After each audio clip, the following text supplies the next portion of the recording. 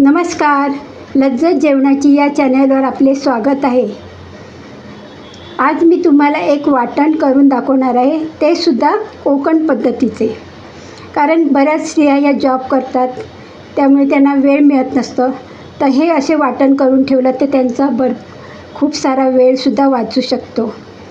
तर हे वाटण कसे करायचे यासाठी याला काय काय साहित्य लागते हे तुम्हाला दाखवते. इथे घेतलेलं मी एक नारळ, ओलं खोबरं घेतलं, एक नारळ कवून घेतलेलं आहे. त्यानंतर एक वाटी घेतलेलं आहे सुकं खोबरं, 4 छोटे कांदे घेतलेले आहेत, 10-15 लसूण पाकळ्या घेतल्या आहेत, 1 इंच आलं घेतलं आहे, 2 ओल्या मिरच्या घेतलेल्या आहेत, थोडंसं कढीपत्ता घेतलेला आहे आणि थोडी कोथिंबीर घेतलेली आहे. इथे घेतलेलं आहे तेल.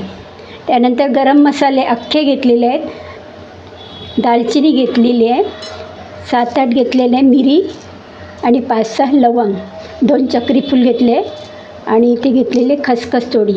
आता गरमीचे दिवस आहेत त्यामुळे जास्त खडा मसाला मी वापरणार नाही, थोडा घ्यायचा कारण ते गरम असतं म्हणून. तर गरमीचे दिवस आहेत त्याच्यामुळे मी खडा मसाला कमी घेते. तर एवढं हे वाटण मी तुम्हाला आता कसं खोबरं भाजायचं, कांदा कसा भाजायचा हे करून दाखवणार आहे. चला आता गरम झालं आहे, थोडंसं तेल टाकते. आता आपण कांदा भाजून घेऊया, लाल होईपर्यंत कांदा भाजून घेऊया. सुरुवातीला मी कांदा टाकते.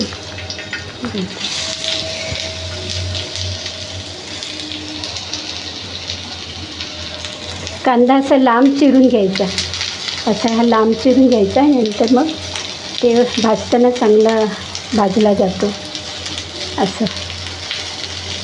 असं चुरून घेतलं तरी चालेल, म्हणजे लवकर तो आतून भाजला जातो.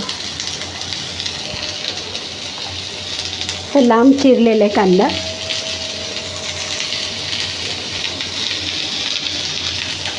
आता हे कांदा लाल होईपर्यंत आपल्याला तळून घ्यायचं आहे.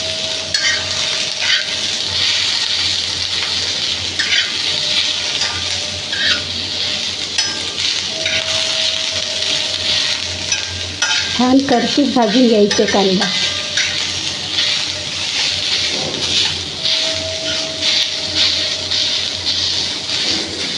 असं कांदा मोकळा करायचा, आपण उभा चिरलेला आहे त्याच्यामुळे असं मोकळा होतो तो, म्हणजे भाजायला आपल्याला सोपं पडतं आणि लगेच भाजूला सुद्धा जातो.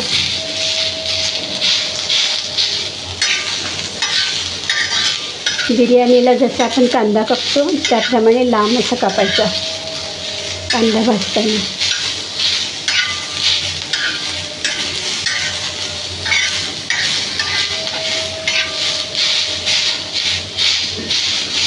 जास्त वेळ लागत नाही कांदा भाजायला.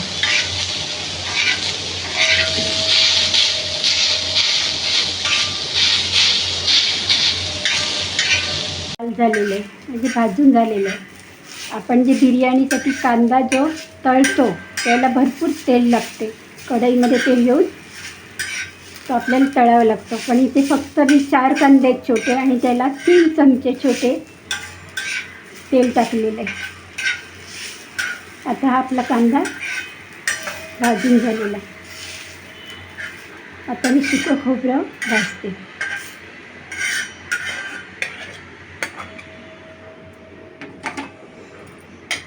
एक चमचा मी तेल टाकते.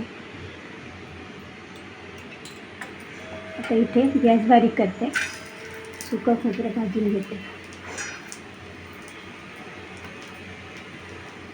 तुम्ही इथे एक वाटी जरी खोबरं घेतलं तरी चालेल. सुकं खोबरं 1 वाटी, 1 वाटी ओलं खोबरं.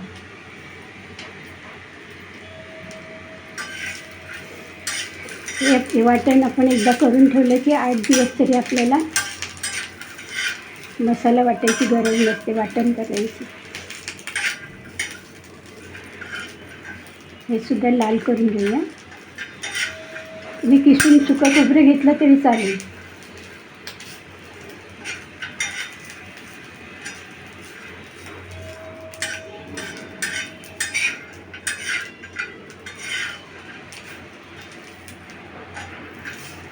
बारीक गॅसवर भाजायचं, त्याच्यामुळे ते छान भाजलं जातं.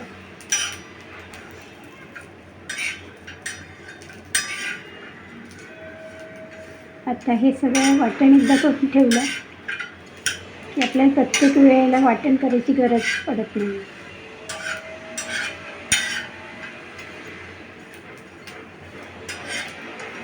आता ओलं खोबरं मी भाजून घेते.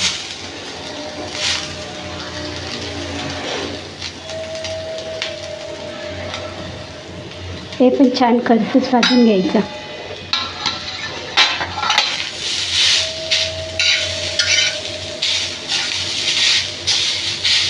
हे पण लाल करून घ्यायचं.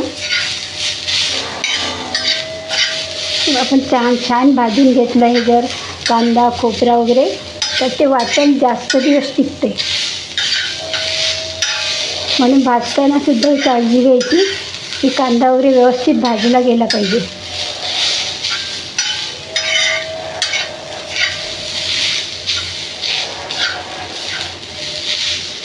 सुद्धा भाजून झालेलं आहे. आता हे मी जर थोडं साईडला करते ना, इथे गरम मसाला भाजून घेते. तर गरम मसाल्यामध्ये मी घेतलेली खसखस, चक्री फूल घेतलेलं आहे, लवंग घेतले आहे, मिरी आणि दालचिनी. हे सगळं एका साईडला मी गरम करते. त्यामुळे गरम मसाल्यामुळे त्या वाटण्याला सुगंध येतो. तर ह्याला खसखसला भाजायला जास्त वेळ लागत नाही. आता हे आपण साईडला ठेवल्यानंतर याचं परत हे वाटण्यात आपण मिक्स करूया.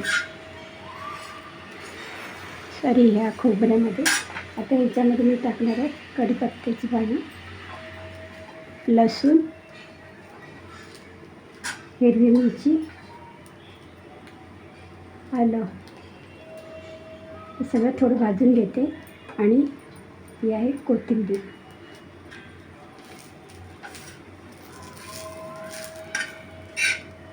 तर थोडा वेळ भाजून घ्यायचे.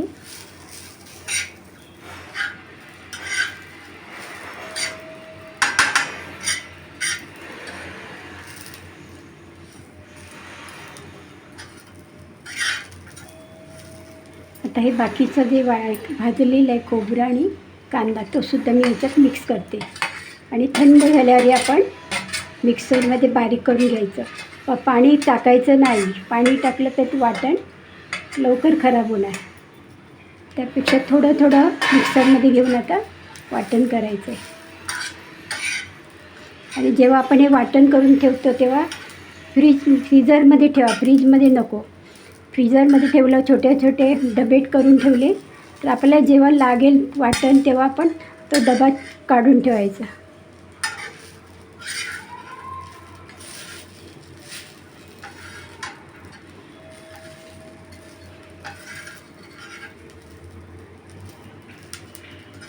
असं हे वाटण करून ठेवलं की आपल्याला भाजी वगैरे किंवा आमटी वगैरे करताना सारखं वाटण करण्याची गरज पडत नाही.